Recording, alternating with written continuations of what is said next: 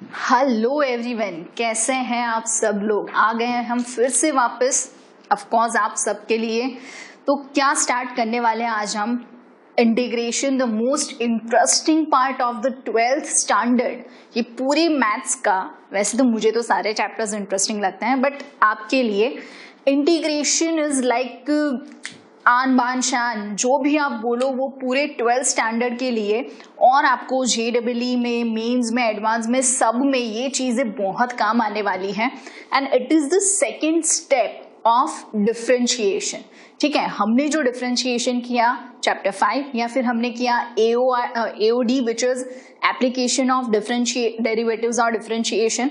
सो ये दो chapters, chapter 5 and chapter 6, वो था फंक्शन। नाउ ये जो इंटीग्रेशन आएगा ये है उसका इनवर्स फंक्शन। जैसे कि हम चैप्टर 1 में सीखे थे, क्या सीखे थे कि अगर हमें कोई भी फंक्शन दिया हो, for example f from a to b, तो अगर if it is 1 1 and on 2 and all that, ये सब हम चेक करते थे। अगर मुझे उसका इनवर्स फंक्शन निकालना है, so that will be f inverse but from b to a।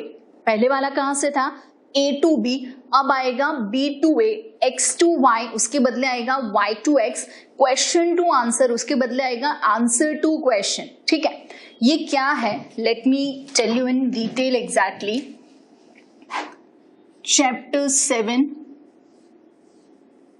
Integration. ठीक है, क्या है integration is totally opposite of differentiation.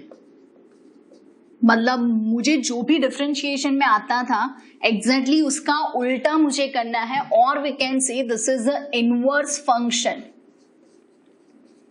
Of differentiation.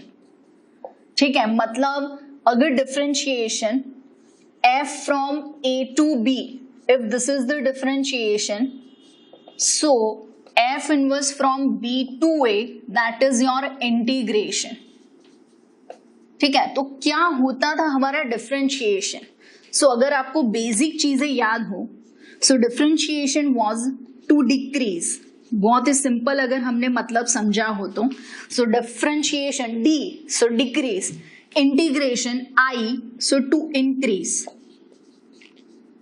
ठीक है, इंटीग्रेशन का बहुत सिंपल मतलब, अब अगर मैंने आपको ऐसा समझाया कि suppose there is a wire of 10 metre. ठीक है, अब मैंने एक छोटा सा टुकड़ा ले लिया है, फॉर एग्जांपल 0.1 मीटर का।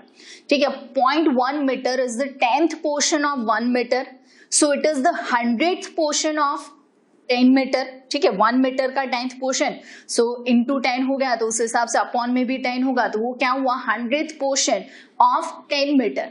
तो उस हिसाब से ऐसे 100 जो अलग अलग पोर्शन बने, उन सबको मैंने इंटीग्रेट करा, मैंने कंबाइन करा, मैंने जोड़ा, तब मुझे पता चला कि ये 10 मीटर का वायर बन रहा है। मतलब क्या हुआ, इंटीग्रेशन में वी हैव टू इंक्रीज। क्या डिक्रीज करते थे हम डिफरेंशिएशन में, सो वो जो डिक्रीज हो रहा था वो था पावर। तो ऑफकोर्स इसमें भी जो इंक्रीज होगा वो होगा पावर। और बेसिक इंटीग्रेशन की आपने एक फॉर्मूला सीखी हुई है फिजिक्स में। अब ये मैं हर बार फिजिक्स याद करती हूँ, क्यों, because physics is nothing without maths. ठीक है, सो ये फिजिक्स वालों के लिए भी एक चेतावनी है कि भाई अगर आपको फिजिक्स करना है तो मैथ्स आपको आना पड़ेगा भाई। ठीक है, अगर आप बायोलॉजी भी लिए हुए हो फिर भी मैथ्स इज सो कंपल्सरी, उसका बेसिक कंसेप्ट आपको समझ में आना चाहिए। सो क्या था हमारा इंटीग्रेशन वाला बेसिक कंसेप्ट, कि जैसे डिफरेंशिएशन में था d by dx of x raise to n, so उसका आंसर हमें पता था। जैसे कि अगर मैंने लिखना हो this is d by dx of x raise to n, so answer क्या था, it is n into x raise to n minus 1, मतलब पावर इन मल्टीप्लीकेशन। ठीक है, and this is we have to reduce the power. Reduced power मतलब original power क्या था हमारा n, लेकिन जो नया पावर आया वो क्या हो गया, n-1। अब इंटीग्रेशन आपको पता है, integration is like this, integration this is the डिनोशन something dx। अब इसका मतलब क्या हुआ, integration with respect to x। अगर मैंने dy लिखा होता है ऐसा something and dy, so that is with respect to y। अगर मैंने लिखा होता है ऐसा something dz, so this is like with respect to z। Differentiation करते थे तो हम अपॉन में dx लिखते थे, ठीक है। अब यहां पे मुझे लिखना है इनटू dx, इंटीग्रेशन हम करेंगे तो इनटू dx, डिफरेंशिएशन में अपॉन में dx, डिफरेंशिएशन में अपॉन में dy या अपॉन में dz, बट यहाँ पे इनटू, मतलब सब कुछ उल्टा हो रहा है। पहले हम फंक्शन में थे, अब हम इनवर्स फंक्शन में हैं। पहले जो हमारा क्वेश्चन था अब वो हमारा आंसर होगा। पहले हम जहां से स्टार्ट करते थे अब वहां हम खत्म करेंगे, मतलब टाइम चेंजेस एवरीथिंग, ठीक है। कल जो यहाँ पे था आज वो यहाँ पे है, लेकिन आज जो यहाँ पे है वो कल यहाँ पे जाना ही है, ठीक है। ये सब कुछ उल्टा फुल्टा चलता रहेगा। तो उस हिसाब से अगर मैंने लिखा integration of x raise to n dx, बहुत सिंपल। अगर आपको नहीं भी पता है फिर भी रिड्यूस पावर के बदले यहाँ पे इंक्रीज पावर आएगा, so that is x raise to n+1, ठीक है। और यहाँ पे मल्टीप्लीकेशन में पावर था और वो भी पुराना वाला ओल्ड पावर, मतलब बिफोर डिफरेंशिएशन जो पावर था, लेकिन यहाँ पे आएगा अपॉन में, वो भी n+1, मतलब that is in the division and that is the new power and this is the increased power। so totally उल्टा हो गया। यहाँ पे क्या हुआ, जैसे पावर मल्टीप्लिकेशन में आया हमने लिखा डिवीजन में, यहाँ पे पावर रिड्यूस हुआ, यहाँ पे पावर इंक्रीज हुआ, ठीक है। एक और चीज होती है, अगर आपने डिफरेंशिएशन के हिसाब से कुछ देखा है, late d by dx of capital Fx is equals to small fx, अगर ऐसा कुछ है, ठीक है। तो इसका मतलब ये हुआ कि कैपिटल F का डिफरेंशिएशन करने से you are getting a small f as a function, जो भी उसका आंसर आता है, ठीक है। सो अब अगर मैंने उसका उल्टा सोचा, सो इंटीग्रेशन ऑफ fx dx, ठीक है। अगर कैपिटल F का डिफरेंशिएशन f है, उसका मतलब अगर मैंने f का इंटीग्रेशन करा, फॉर एग्जाम्पल वो मैं आपको बाद में समझाती हूं। अगर आप ये कर रहे हो इस हिसाब से यहां पे सोचो, d by d x of x cube, ठीक है। सो उसका आंसर क्या आना है, 3 इंटू यहाँ पे क्या होगा एक्स स्क्वायर, ठीक है। अब मुझे क्या करना है कि अगर मैंने ये सोचा इंटीग्रेशन ऑफ, ध्यान से 3x स्क्वायर dx, मतलब this is like my capital F and this value is my small f। सो ये मैंने करा इंटीग्रेशन ऑफ स्मॉल fx। अब अगर मैंने लिखा so 3 is a constant as it is, ठीक है। फिर x स्क्वायर, सो स्क्वायर होगा तो उसका answer 2+1, so x cube upon n+1, so which is again 3, we can cancel out 3 and 3, so that is x cube, ठीक है। तो ये उसका आंसर है x क्यूब, मतलब कैपिटल F वापस आया, दिस इज कैपिटल Fx। मतलब अगर कैपिटल F का डिफरेंशिएशन स्मॉल f है तो स्मॉल f का integration will be capital Fx। लेकिन लेकिन लेकिन लेकिन किंतु परंतु क्या होगा, यहाँ पे एक छोटी सी चीज ऐड होगी which is c, where c is called small c, which is called arbitrary constant, ठीक है। ये arbitrary constant, अब इसका मतलब क्या है, that can be anything where c belongs to r, that is a real number, it can be 0 as well। अब आप ये सोचोगे कि अगर मैंने c लिखा है तो फर्क नहीं पड़ेगा, नहीं, बिल्कुल नहीं, बिल्कुल नहीं। अगर मैंने ये करा d by dx of f x plus c. तो आप ही सोचो, according to rule of differentiation ये क्या होने वाला है, this is d by d x of capital F x plus d by d x of C.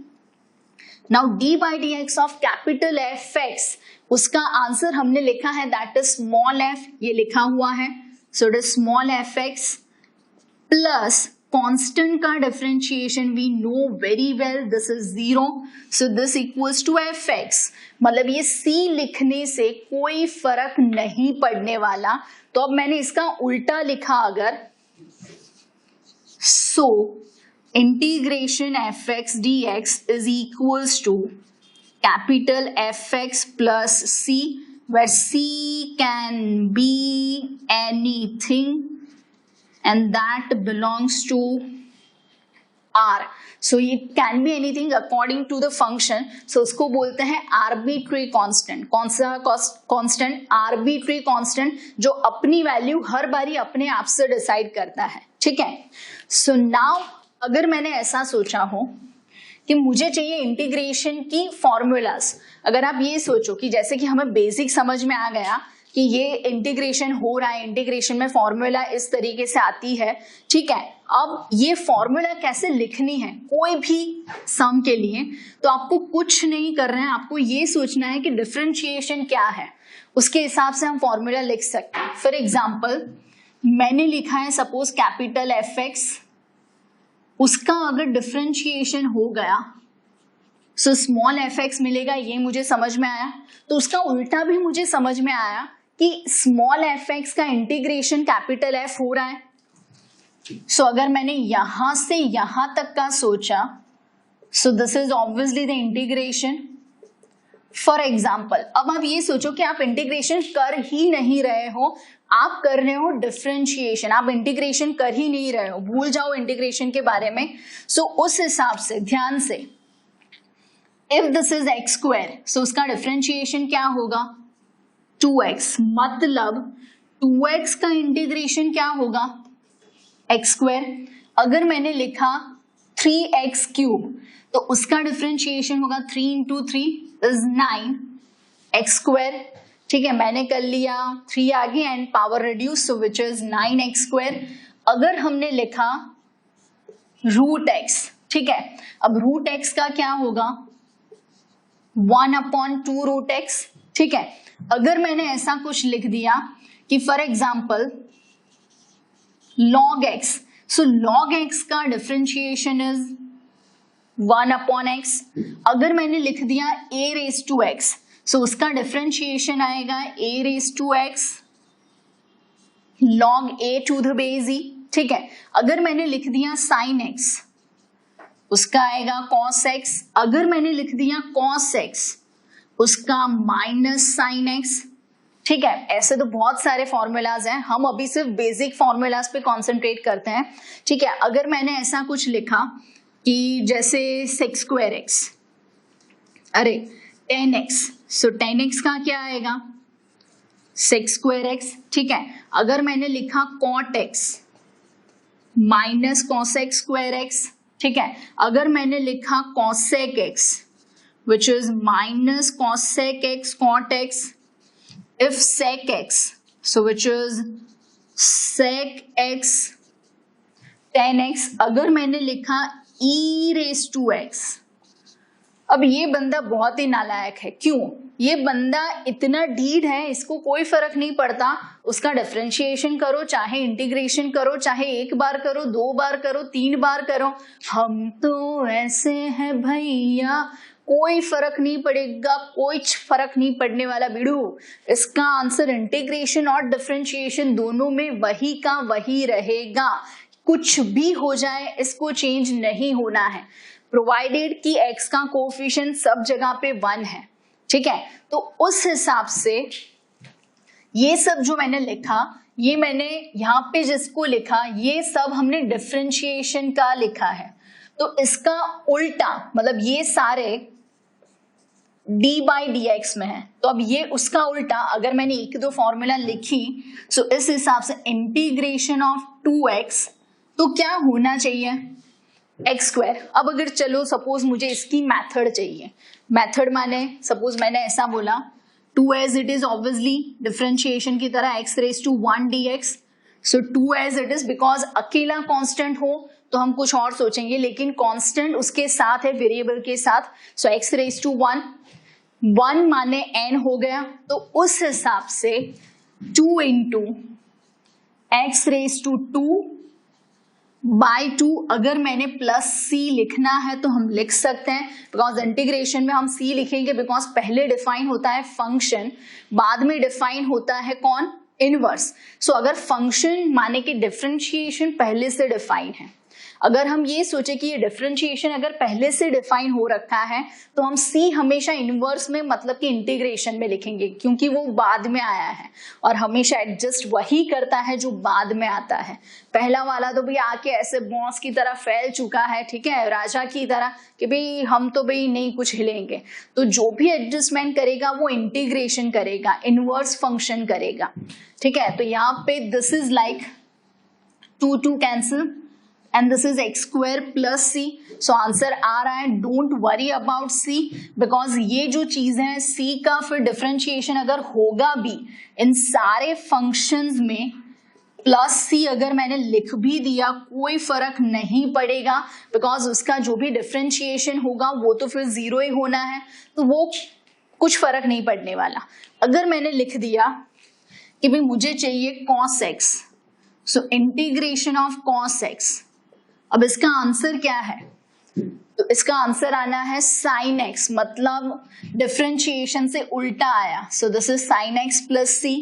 Same way अगर मैंने लिखा इंटीग्रेशन ऑफ sin x, ध्यान से यहाँ पे है माइनस sin x, मैंने क्या लिया है sin x, मतलब ये माइनस जाएगा यहाँ पे, या फिर मैं ऐसा लिखूं integration of minus sin x is cos x, सो इसका मतलब integration of sin x is minus cos x plus c, because यहाँ पे मैंने माइनस नहीं लिया है तो ऑब्वियसली राइट साइड आएगा, तो ये उल्टा हो रहा है कि डिफरेंशिएशन में cos का माइनस था, यहाँ पे sin का आंसर माइनस है, ठीक है। अगर हमने लिखा फॉर एग्जाम्पल इसके लिए, so integration of a raise to x log a to the base e, तो उसका आंसर क्या, ये पूरा टर्म लिखा है तो उसका आंसर क्या आएगा a raise to x plus c, वो तो है ही।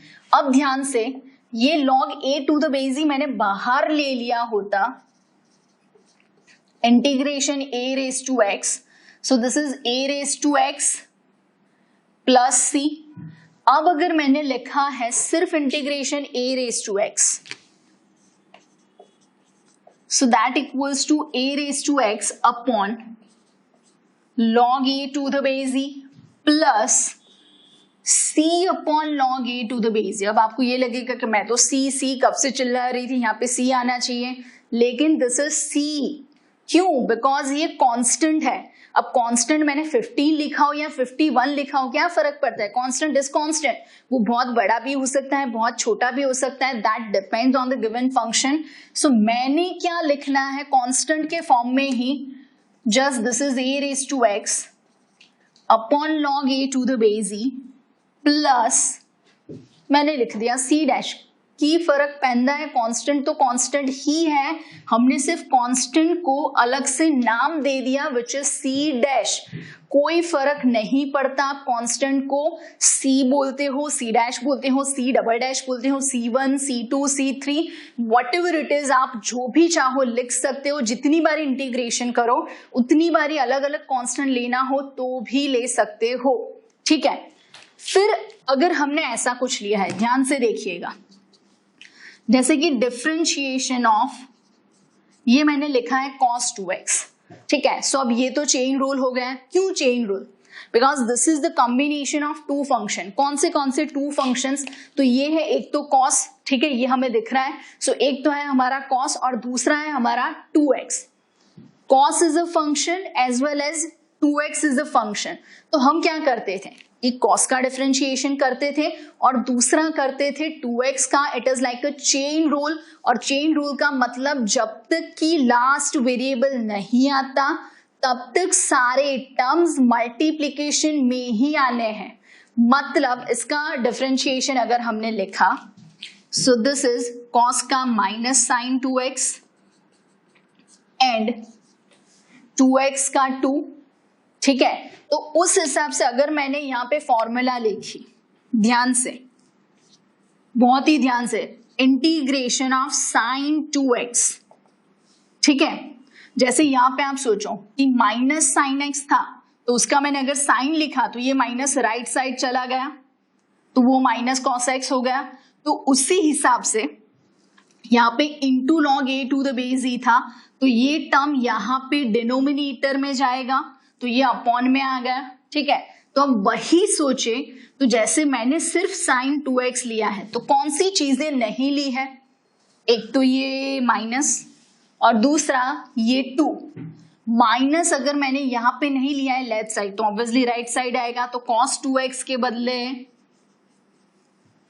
Minus cos 2x and as well as 2 जो इनटू में था वो जाएगा अपॉन में, सो दैट इज अपॉन 2। अब अगर कहीं पे आप ऐसे गड़बड़ी कर रहे हो, आप कहीं पे गुम हो जा रहे हो कि नहीं ये मुझे समझ में नहीं आ रहा है, तो बहुत ही सिंपल, चलो सपोज आपको ये आंसर समझ में नहीं आया, let this is your y, उसको मैंने क्या बोल दिया, y this cola very cola very cola very d, क्या आएगा d by dx of y। अब ये y कौन सा है, minus cos 2x by 2 plus c। सो हमने क्या करना है, दोनों टर्म्स को अलग अलग लेना है। So what is the two different term, d by dx of minus cos 2x by 2 plus d by dx of c। अब आप ध्यान से सोचो कि माइनस cos 2x उसका डिफरेंशिएशन करना है, सो पहले तो minus half as it is, ये जो minus and half that is the constant, so let it be. अब cos 2x का डिफरेंशिएशन, सो cos 2x का डिफरेंशिएशन अपुन को आता है, ठीक है। cos 2x का डिफरेंशिएशन क्या होगा, माइनस साइन, ठीक है, and into 2 because chain rule हो गया, ठीक है। फिर c का differentiation 0, so it is 2 cancel, minus minus plus, so answer आ रहा है बिडू, मतलब ये इसका आंसर आ गया साइन 2x। तो ये हो गया आंसर कि integration of sine 2x is differentiation, मतलब ये उल्टा मैंने लिखा कि integration of sine 2x which is minus cos 2x by 2। तो एक और अलग से रिजल्ट समझ में आया कि जब आप डिफरेंशिएशन में चेन रूल अप्लाई करते थे, जब आप डिफरेंशिएशन में चेन रूल अप्लाई करते थे, क्या होता था कि the coefficients are in multiplication. यहाँ पे कोएफिशिएंट, अब जगह नहीं है मैं लिख रही हूं यहाँ पे, कोएफिशिएंट इन मल्टीप्लिकेशन मल्टीप्लाइड होते थे, और यहां पे क्या होगा, कोएफिशिएंट डिवाइड होंगे। ये बहुत बड़ी चीज है, यहाँ पे मल्टीप्लाइड होते थे और यहाँ पे क्या होगा, डिवाइड। मतलब अब अगर मैंने एक और चीज ले ली, जैसे कि अलग से मैंने फॉर्मूला ले ली, ध्यान से, कि मुझे ये पता है कि जैसे कि ये रहा minus cosec x and cot x, उसके बदले मैंने लिखा है cosec 3x and cot 3x। Just be sure कि जो वेरिएबल हो उसी हिसाब से आप x लिख रहे हो या नहीं, ठीक है। अगर y है तो dy आएगा, z है तो dz आएगा, x है तो dx आएगा। अब इस हिसाब से this is cosec 3x cot 3x, ऐसा कुछ टर्म हुआ, लेकिन what is not in the question, so ये माइनस, इतना सा माइनस हमारे पास नहीं है, तो obviously that will be in the right hand side, that will be in the answer, ठीक है। तो वो हम आंसर में लिखेंगे। अब इसका आंसर कौन आएगा, कॉसेक, लेकिन हमारे हिसाब से minus, so that is minus cosec. एक और चीज, आपका एंगल क्या है, 3x, सो यहाँ पे आएगा 3x। एंड एक और चीज, जैसे यहाँ पे 2x था तो अपॉन 2, तो ऑब्वियसली यहाँ पे क्या आएगा, अपॉन 3 एंड प्लस c। अब अगर आपको समझ में ना आए तो आप ये कर सकते हो d/dx of minus cosec 3x upon 3। So cosec का क्या होना है, ये minus half as it -1/3 as it is, sorry मैंने माइनस हाफ बोला, इट इज -1/3। फिर क्या आएगा कॉसेक 3x का minus cosec 3x into cot 3x, and ये जो 3 है उसका इंटू 3 आएगा, ठीक है, 3x का इंटू 3। तो उस हिसाब से दिस इज लाइक ये जो आप देख रहे हो क्या आएगा, माइनस एंड माइनस प्लस, ये 3 एंड ये 3 कैंसिल, तो क्या आया answer, plus cosec 3x cot 3x। मतलब जब कभी भी आप कंफ्यूज हो जाओ, आप अगर ऐसा सोचने लगो कि ये कैसे हो रहा है डिफरेंशिएशन का इंटीग्रेशन, तो आपको कुछ नहीं करना है, जो इंटीग्रेशन की फॉर्मूला है उसका आपको राइट साइड से डिफरेंशिएशन करना है। जो आंसर था मैंने उसका डिफरेंशिएशन करा तो मुझे क्वेश्चन वापस मिल गया। ये एक बहुत ही बेसिक सा कंसेप्ट है कि अगर आपको इंटीग्रेशन नहीं समझ में आ रहा है तो आपको कुछ नहीं करना है, सिर्फ इतना समझना है, इंटीग्रेशन मतलब टू इंक्रीज, डिफरेंशिएशन मतलब टू डिक्रीज।